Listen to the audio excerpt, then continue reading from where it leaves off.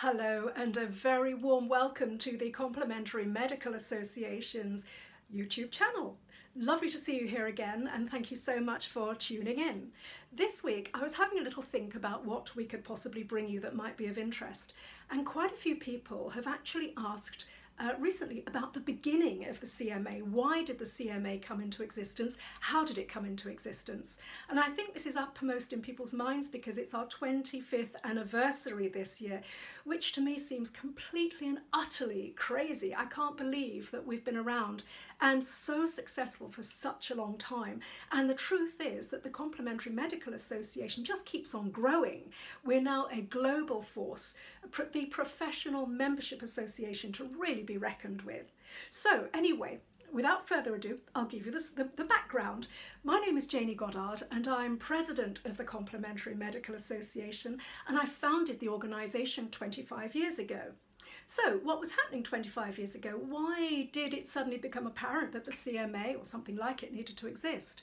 Well, the truth is that there were several organisations around for practitioners at that time, but they tended to be within their particular sectors, within particular disciplines. So the other problem was, you said nobody's taking a big picture view, but the other problem was that nobody was actually doing anything to really promote complementary medicine to the public and the medical profession. So, for example, in my situation, I'd graduated from the London College of Classical Homeopathy. Now, for me, it was a long slog to actually get my qualifications because I swapped around between the part-time course, the full-time course, the part-time course. So with all of that, and also with foundation and postgraduate trainings, I think actually it probably took me about 7 years to gather together all of my homeopathy qualifications. And actually, ultimately, I ended up taking a MSc, a Master of Science postgrad degree in homeopathic medicine. So, as you can see, I was very, very committed to my training, and then I bolted on other disciplines as well. And so what was really shocking though was that when I came in to start my practice, I realised very quickly that when I'd graduated from a class of around about 30 people, only 2 of us, shamefully, only 2 of us actually managed to get into practice, to actually create viable practices. And I thought that was absolutely appalling because, you know, for me, 7 years hard graft, energy expenditure and financial expenditure. And it was really, really tough. And I wasn't the only one in that position.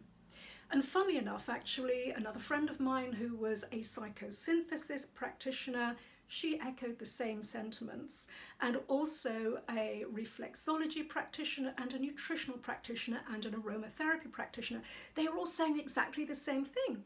They were saying, nobody knows what we actually do.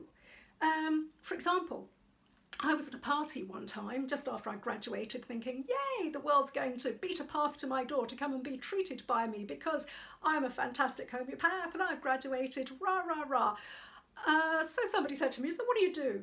And I said, I'm a homeopath. And they said, oh yeah, that's where you rub those oils on people, isn't it? And I had to say, no, it's not, and go on to proceed to tell them about homeopathy. And I was thinking, back of my mind, I was thinking, so why is it this person doesn't have a clue about what I do?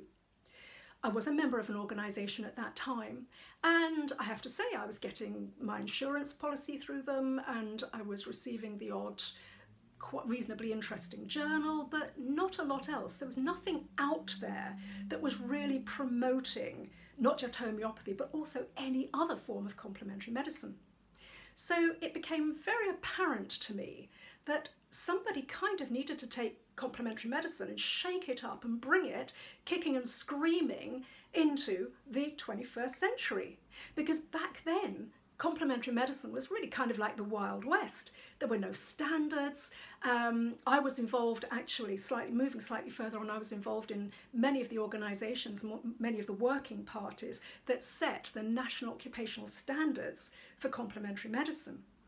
And so everything was very scrappy back in the day, and I'm going back to sort of the early to mid-90s now.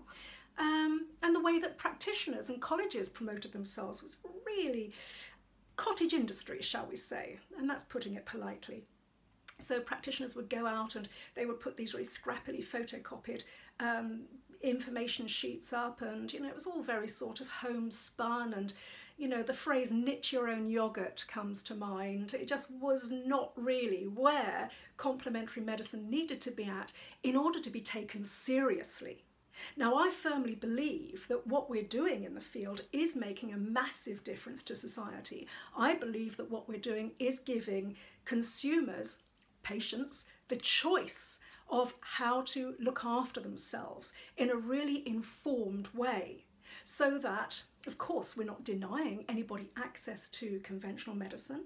That would be ridiculous, because what we're doing with our training is offering solutions that do work for chronic diseases, but we're also knowing when to refer to conventional medicine, of course, hence complementary medicine, because the two things work brilliantly, can work brilliantly side by side. So I founded the CMA, and it was really fast to take off. It was really intriguing because evidently there was a need for this organisation. And so we started to find that not just practitioners were embracing us and what we did, but also training schools and colleges. And so we started to find it was almost like an avalanche effect. And I never expected, but the CMA then decided it was going to go global. I say it decided because it almost had its own energy. And I think sometimes when there's an incredibly positive intention behind something, sometimes that energy really just takes off, and it became such a force to be reckoned with. And what's actually happening now is that where we had a slower development, although surprisingly fast at that time because there was no internet back in those days, because of the way that social media has changed, and because of the internet, and because of things like YouTube, this platform I'm speaking to you on now, it enables our reach to be absolutely global. So the Complementary Medical Association is a huge global organisation now. In fact, we're the world's largest professional membership association for all sorts of practitioners, multidiscipline practitioners, single discipline practitioners, you name it. So if you've joined the CMA already, well, congratulations. You've made a fantastic decision, because you're really demonstrating to the world your commitment to professionalism and excellence. And if you're thinking about joining the Complementary Medical Association, well, have a look on our Facebook page, because you'll see all of our 5-star reviews. We are real people at the CMA. We're real practitioners. We're running this non-profit organisation for you in order to protect your profession, but also to promote it, so that people know what you do. They know that if they want to find a properly qualified practitioner, they come to the CMA. That goes for both patients and doctors who might want to refer to practitioners, and also for all of those people out there who are looking to train in the field as well. The CMA is always their first port of call. So we're thrilled to have you on board. We're thrilled to have you watching our YouTube channel. We're going to be bringing you new videos every week, every Thursday. So please subscribe, and also hit the little bell icon as well, so that you know as soon as we upload a new video. And also, if you've any questions or anything that you'd like us to cover, please just leave it in the comments below and we'll get straight onto that for you. Thank you so much for watching. I'm Jayney Goddard, and I look forward very much to speaking to you soon. Bye.